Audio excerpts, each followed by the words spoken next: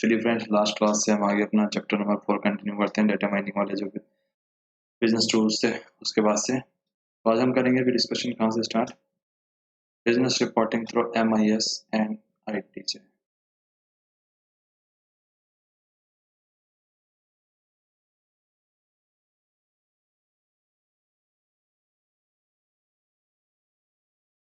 Business reporting through MIS and IT. So reporting has been of a significance to businesses by providing a platform for users to get immediate access to business information by using simple analysis. कहा जा रहा है जब हम कोई भी report किसी के सामने, किसी भी बिजनेस हो चाहे किसी भी इंसान के सामने जब हम रखते हैं तो एक प्रकार का उसे हम प्लेटफॉर्म प्रोवाइड करवा देते हैं उस यूजर को, जिससे उसको जो भी इंफॉर्मेशन चाहिए होती है उसे आसानी से एनालाइज कर सकता है वो देख के रिपोर्ट को। Benefits for small medium enterprises, क्या कहा जा रहा है कि क्या फायदे होते हैं किसके लिए, जो स्मॉल मीडियम एंटरप्राइजेस होते हैं उनके लिए। तो सबसे पहला फायदा होता है पेपरलेस लॉन्चमेंट, यानी पेपरलेस वर्क होता है सारा, तो सब कुछ पेपरलेस होता है, यानी पेपर हमारे पेपरों की सेविंग होती है। इलेक्ट्रॉनिक रिकॉर्ड कीपिंग, यानी सब कुछ जब हम ऑनलाइन करेंगे तो सारा काम क्या होगा, इलेक्ट्रॉनिक फॉर्म में होगा, तो सारा डेटा और जो रिकॉर्ड होगा वो सब कुछ इलेक्ट्रॉनिकली हमें रखना पड़ेगा।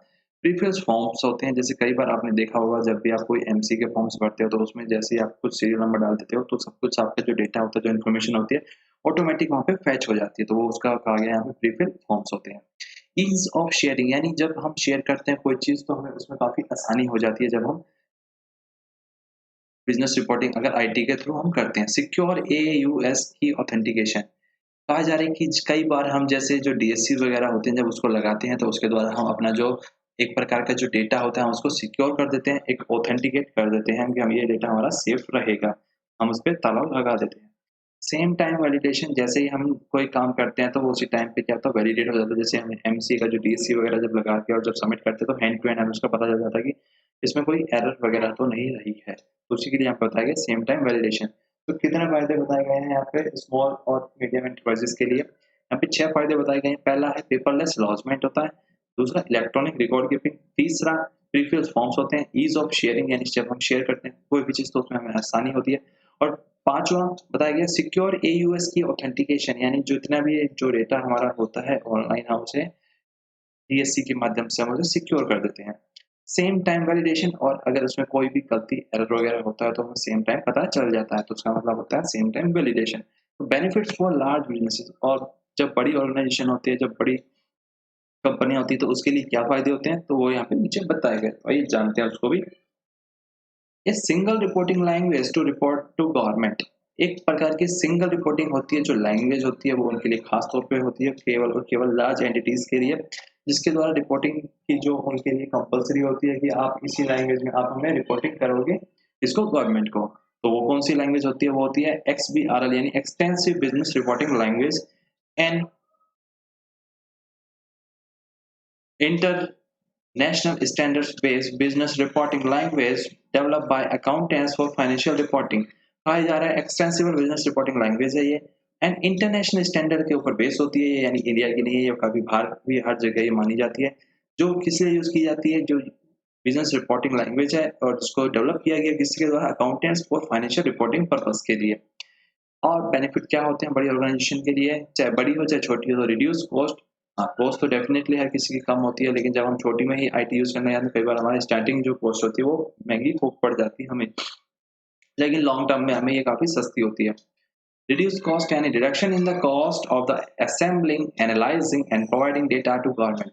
जब हम असेंबल करते हैं, एनालाइज करते हैं और प्रोवाइड करते हैं डेटा को गवर्नमेंट को, तो इसके लिए हमारी क्या होती है, कम कीमत इसमें हमें अदा करनी पड़ती है। Streamline the process of aggregating data across different internal departments और business units of a company। कहा जा रहा है जब हम सब काम जब ऑनलाइन मेंटेन करके रखते हैं तो स्ट्रीमलाइन हो जाते हैं हमारे प्रोसेस, जब हर एक प्रकार का डेटा हमें हर टाइम अवेलेबल रहता है और एग्रीगेट इकट्ठा हमें देखने को मिल जाता है with in A click. Across different internet, बहुत सारे हमारे इंटरनल डिपार्टमेंट्स होते हैं, जब बड़ी बड़ी ऑर्गेनाइजेशन होती है तो उसमें सेल का अलग, परचेज का अलग, प्रोक्योरमेंट का अलग होता है, ऑपरेशंस का अलग होता है, इंटीग्रेशन का अलग होता है, सप्लाई चेन का अलग होता है। तो हर प्रकार के जो बिजनेस यूनिट्स है, हर प्रकार का हमें उसमें तालमेल बना के रखना पड़ता है, तो उसको स्ट्रीमलाइन कर दिया जाता है जब हमारा सब कुछ डेटा ऑनलाइन होता है उससे। Increase access to comparable performance information, हमें ज़्यादा एक्सेस मिल पाता है जिससे हम क्या कर पाते हैं, हमारी जो परफॉर्मेंस है उसको कंपेयर कर पाते हैं। सेम टाइम वैलिडेशन, और यहाँ पे भी जो भी हमारे फॉर्म्स वगैरह होते हैं, जो भी हमारी गलतियाँ होती हैं, हमें सेम टाइम पता चल जाती है। तो इसके भी 5 बेनिफिट यहाँ पे बताएँगे। पहला XBRL एक बिज़नेस रिपोर्टिंग लैंग्वेज है, जिसके द्वारा हम गवर्नमेंट को रिपोर्टिंग करते हैं। रिड्यूस कॉस्ट होता है दूसरा। तीसरा स्ट्रीमलाइन कर सकते हैं अपने प्रोसेस को, सारा डेटा मिला के इकट्ठा करके। और इंक्रीज़ हो जाती है हमें एक्सेस किस लिए, जिससे हम कंपेयर कर सकते हैं अपनी परफॉर्मेंस की इन्फॉर्मेशन को। और पाँचवाँ सेम टाइम वैलिडेशन होता है। एक्सेस कंट्रोल, यानी एक्सेस कंट्रोल क्या होता है उसके बारे में भी जान लेते हैं। जब भी आप कोई चीज़ एक्सेस करते हो तो उसका भी कोई कंट्रोल होता है, तो वही यहाँ पे बताया गया है। Access control helps us to restrict whom and what access our information resources and they possess for general functions। कहा जा रहा है एक्सेस कंट्रोल हेल्प करता है हमें रोकने में, किसको, whom and what access our information resources, कौन और कौन सी इंफॉर्मेशन किस हद तक एक्सेस कर पाएगा, देख पाएगा उन पे इंफॉर्मेशन रिसोर्सेज को। And they possess for general functions, और ये सब काम किसके द्वारा पूरे किए जाते हैं, 4 फंक्शंस होते हैं इसमें। पहला बताया गया आइडेंटिटी वेरिफिकेशन। यदि मैंने शाम को कहा कि शाम कल तुम मेरे घर पे आओगे, तो क्या शाम कल शाम ही मेरे घर पे आ रहा है, कहीं ऐसा तो नहीं कोई और अंदर घुस जाए मेरे कल घर पे।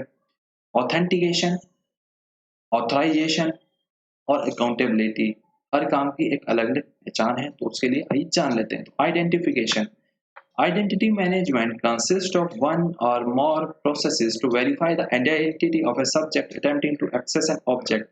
कि अगर मुझे ए कंपनी का डेटा भेजना है तो पहले मुझे आइडेंटिफाई करना पड़ेगा कि ए कंपनी का ही डेटा जा रहा है, कहीं ऐसा तो नहीं है मुझे काम करना ए कंपनी के साथ में और मैं डेटा शेयर कर रहा हूँ बी कंपनी का ही कंपनी के साथ, तो उस केस में क्या होगा, गलत बातें शेयर हो जाएंगी हमारी दूसरी कंपनी के साथ में।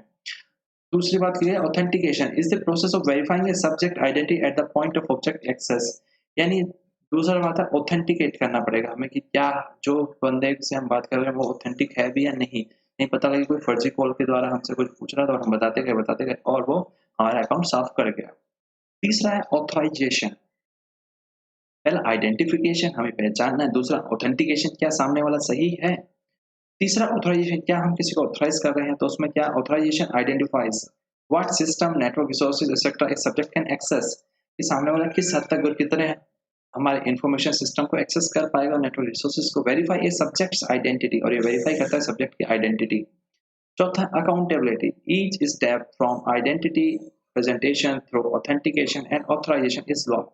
यानी हर प्रकार की जो प्रक्रिया चलती है आइडेंटिटी प्रेजेंटेशन से लेके ऑथेंटिकेशन और ऑथराइजेशन तक, हर प्रकार के एक लॉग बनते हैं जिसके माध्यम से क्या उसकी जो अकाउंटेबिलिटी है वो फिक्स की जाती है। आपने ये किया था, आपने ये किया था और आपने ये किया था, यानी जिम्मेदारी तय करना। The logs are stored for audit, जब ऑडिट होती है तो उस टाइम पे दिखाया जाता है कि इसमें ये काम किया था। Send to a log management solution etcetera, they provide insight to how well the access control process is working. और वो ऑडिट में हम ये चेक करते हैं कि किस प्रकार से उनकी जो लॉगिंग सिस्टम है वो काम कर रही है और क्या उनकी जो कंट्रोल के प्रोसेस है वो ठीक से काम भी कर रहे हैं या नहीं। इसके बाद में अब इसमें 2 अप्रोच है, रूल बेस्ड और रोल बेस्ड। रूल बेस्ड, पहला है रोल बेस्ड एक्सेस कंट्रोल यानी RBAC, RBAC, और दूसरा है रूल्स बेस्ड यानी RAC। Role, subjects receive only the rights and permission assigned to those roles। कहा जा रहा है कि कोई भी रोल होता है तो उससे के संदर्भ में उससे संबंधित जो रिसीव करते हैं राइट्स और permission assign to those roles. Rule rule based access control क्या होता है, RAC differs from RBAC methods because it is largely context based. खास तौर पे बताया जा रहा है कि रूल है तो रूल्स हर किसी के लिए है। अगर कहा गया है कि कल से कोई भी 10 मिनट भी लेट नहीं आएगा तो वो कोई भी नहीं आएगा। और रोल मतलब है कि अगर छोटे वाले जो बंदे हैं यानी जो स्टाफ है ऑपरेशन वाला वो कल से 10 मिनट लेट नहीं आएगा तो वो रोल के हिसाब से कि जो ऑपरेशन वाला है वो लेट नहीं आएगा, बाकी सब लेट आ सकते हैं। तो प्रिंसिपल ऑफ लीस्ट प्रिविलेज, इसका मतलब क्या होता है, जो प्रिंसिपल है लीस्ट प्रिविलेज का मतलब वो है it is a fundamental principal, ये एक प्रकार का फंडामेंटल प्रिंसिपल है किस चीज का, ऑफ इंफॉर्मेशन सिक्योरिटी का, which refers to give only those privilege to a user account which are essential to that user's work. जो बहुत जरूरी है यूजर्स को काम करने के लिए, केवल उतने ही राइट्स और प्रिविलेजेस यानी इसको महत्वपूर्ण जो उसको परमिशंस हैं वो दी जानी चाहिए, बस जितना जरूरी है केवल उतना है, उससे एक कदम भी एक्स्ट्रा नहीं दिया जाना चाहिए। It is a fundamental principle of information security which refers to give only those privileges to a user account which are essential to that user's work। अब बात की जाती है ई चेक यानी इलेक्ट्रॉनिक चेक की, क्या होता है और इसके क्या प्रोसीजर्स वगैरह है। तो E cheque electronic cheque by the financial services technology corporation, by FSTC. The FSTC is a consortium of banks and clearing houses that has designed on e-check. यानी किसके द्वारा ये डिजाइनिंग की जाती है? FSTC के द्वारा डिजाइनिंग की जाती है। This new check is initiated electronically and uses a digital signature for signing and endorsing. यानी जो न्यू ई चेक है वो इलेक्ट्रॉनिकली शुरू हुआ है और उसमें डिजिटल सिग्नेचर किए जाते हैं साइनिंग के लिए और एंडोर्सिंग यानी ट्रांसफर वगैरह करने के लिए। जैसे हम जो पेपर चेक होता है उसके ऊपर हाथ से पेन से साइन करते हैं, इसमें क्या है सब कुछ इलेक्ट्रॉनिकली होता है यानी डिजिटल फॉर्म में होता है। FSTC wants to offer users a choice of payment instruments that allows them to designate an electronic check as a certified check or an electronic charge card slip. कहा जा रहा है कि FSTC चाहता है ऑफर देना लोगों को, यूजर्स को जो चॉइस करे पेमेंट का इंस्ट्रूमेंट जो अलाउ करता हो to designate an electronic cheque as certified cheque होता है ये, और इलेक्ट्रॉनिक चेक कार्ड स्लिप। दूसरा, एक तो गेट पे ये हो गया FSTC, दूसरा है cyber cash. An electronic cheque has all the same features as a paper cheque. कहा जा रहा है इलेक्ट्रॉनिक चेक के पास वो सभी फीचर्स और वो सभी सुविधाएं होती है वो जो एक पेपर चेक के पास में होती है। It function as a message to the sender's bank, ये काम करता है ऐसे जैसे मैसेज दिया भेजा गया और सेंट्रल बैंक के पास to transfer fund, and like a paper cheque the message is given initially to the receiver who in turn endorses the cheque and present it to the bank to obtain fund. जिस प्रकार से paper check की जो प्रक्रिया होती है same उसी प्रकार से इसकी ई चेक की भी होती है। एज सेंडर, जो भेजने वाला होता है, we can protect ourselves against fraud by encoding our account number with the bank public key। जब जो चेक देता है वो अपने आप को सेव कर लेता है किस प्रकार से, जो अगर कोई भी फ्रॉड उसके अगेंस्ट में हो सकता है तो एनकोडिंग कर लेता है अपने अकाउंट नंबर की जो बैंक के द्वारा उसको पब्लिक की प्रोवाइड की जाती है उसके द्वारा। टीपीएस, तो टीपीएस की क्या प्रोसेसिंग है वो यहाँ पे जान लेते हैं, क्योंकि हम स्टार्टिंग में उसको डिस्कस नहीं कर पाए थे क्योंकि ये अमेंडमेंट्स आई है बाद में, इस कारण से। ट्रांजेक्शन प्रोसेसिंग सिस्टम मतलब टीपीएस, तो ट्रांजेक्शन पहले क्या होती है, डेटा की एंट्री होती है, capture of business data, and जो डेटा होता है उसको कैप्चर किया जाता है। Recording and editing of data has to be quickly and correctly captured for its proper processing. कहा जा रहा है रिकॉर्डिंग की जाती है, एडिटिंग की जाती है, जो भी डेटा होता है उसको जल्दी से जल्दी और करेक्टली जिससे कैप्चर किया जा सके फॉर इट्स प्रॉपर प्रोसेसिंग के लिए। उसके बाद क्या होता है, प्रोसेसिंग होती है, ट्रांजेक्शन प्रोसेसिंग होती है, पहले डेटा की एंट्री होती है फिर प्रोसेसिंग होती है। तो इसमें क्या होता है, बैच प्रोसेसिंग। Batch processing में क्या होता है, where transactions data are accumulated over a period of time and processed periodically। कहा जा रहा है कि पहले जो डेटा की जो ट्रांजेक्शन होती है वो इकट्ठी कर ली जाती है, उसके बाद में उसकी एक साथ प्रोसेसिंग की जाती है, यानी बैच बना बना के उसको प्रोसेस किया जाता है। और रियल टाइम प्रोसेसिंग में क्या होता है, where data are processed immediately after a transaction occurs। Real time में जैसे ही ट्रांजेक्शन घटित हुई डेटा को तभी तुरंत प्रोसेस कर दिया जाता है। उसके बाद में तीसरा पार्ट है इसका डेटाबेस मेंटेनेंस, यानी एक प्रकार का डेटाबेस भी बनता है तो उसको डेटाबेस मेंटेनेंस कहते हैं। An organization database must be updated by its transaction processing system so that they are always correct and up to date. कहा जा रहा है जो भी जो डेटाबेस होता है, यानी जो भी आपका डेटा का सेंटर होता है, जो भी आपका डेटा बैंक होता है, उसको हमेशा अप टू डेट रखना चाहिए बाय ट्रांजैक्शन प्रोसेसिंग सिस्टम के द्वारा, सो दैट जिससे हमेशा आपको सही और अपडेटेड जानकारी प्राप्त हो सके और आप प्रोवाइड करवा पाओ। डॉक्यूमेंट एंड रिपोर्ट जनरेशन, जो डॉक्यूमेंट है और जो report generation, transaction processing system produce a variety of documents and reports. जो ट्रांजैक्शन प्रोसेसिंग सिस्टम है वो प्रोड्यूस करता है क्या, बहुत प्रकार की वैरायटी है ऑफ डॉक्यूमेंट्स और रिपोर्ट्स को। अब एक्सप्लिसिट नॉलेज क्या होती है, तो हमने जाना था कि दो प्रकार की नॉलेज होती है, टैसिट और एक्सप्लिसिट। तो एक्सप्लिसिट के बारे में जान लेते हैं। तो एक्सप्लिसिट नॉलेज क्या होती है उसके बाद हम जानेंगे टैसिट नॉलेज के बारे में भी। Explicit knowledge is that which can be formulating easily and as a consequence is easily available across the organization। explicit knowledge वो होती है जो फॉर्मलाइज हो जाती है easily और as a consequence वो हर किसी को प्राप्त हो सकती है जल्दी से जल्दी।